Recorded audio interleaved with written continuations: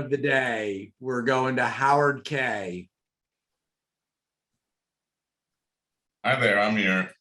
Thank you again, Jess. So you really made me think about something when you were talking about success, and I'm wondering if there's a way that you think about in this light, and I'm not quite sure how to verbalize it. When I think of success, I think about it before it's obtained, before I achieve it. Mm-hmm. And I equate it to, for all of you that may have any kind of eating disorders like me, meaning anytime you go on a diet, at least for me, I cannot stop thinking about my next meal. It's just at the top of my head, food, food, food, food, food.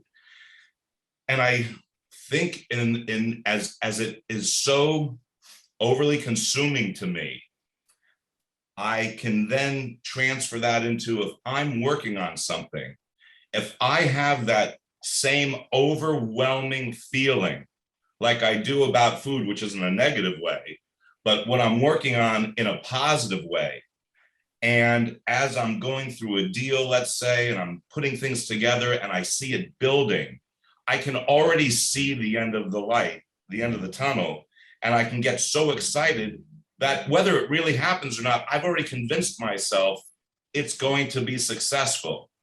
Does that make sense? It was weird how Definitely does. thought about that, but when you were talking about what does success feel like, it doesn't feel like it with the eating disorder.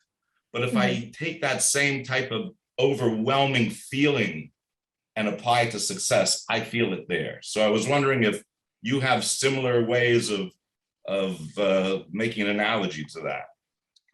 Well, what I was thinking when you said that was actually a study that I read. I feel like my next book is going to be about I'm calling it the curse of next. It's like, what's the next thing? It's the thing that keeps us going, but it's also the thing that takes us out of the present. And so you thinking about like that next meal, is what I'm thinking about.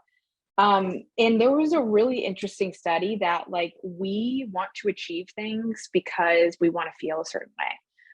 And we think that when we achieve that thing, that's when we'll feel it. But we actually get the dopamine hit before we achieve it. And so when it's on the horizon, when we're working towards something that we want, is when we actually feel the feeling that we've been chasing, not when we get it.